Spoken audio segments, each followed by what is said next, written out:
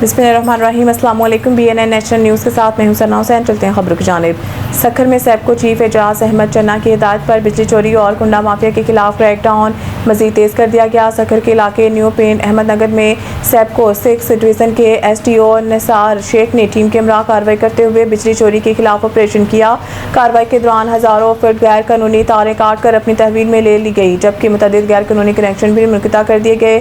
सैपको 6 division के इस कार्रवाई का मकसद बिजली चोरी की रोकथाम और कौमी वसाइल के तहफ़्फ़ुज़ को यकीनी बनाना। शहरियों ने यह मुतालबा किया है कि अब्बास उर्फ जंगा, जो कई सालों से वापडा एहलकारों से मिलकर कुंडे पर बिजली बेच रहा है, इसके खिलाफ भी कानूनी कार्रवाई की इसको कैफे के दार तक पहुँचाया जाए। इलाका मुकीनों ने सैपको 6 डिवीज़न के SDO निसार शेख की कार्रवाई को सराहते हुए इसे खुशाइन करार दिया। शहरियों ने मुतालबा किया है कि कुंडा माफिया और बिजली चोरी में मुलव्वस तमाम अनासिर के खिलाफ बिला इम्तियाज कानूनी कार्रवाई जारी रखी जाए, ताकि बिजली चोरी का मुकम्मल खात्मा हो और ईमानदार सार्फिन को रिलीफ मिल सके।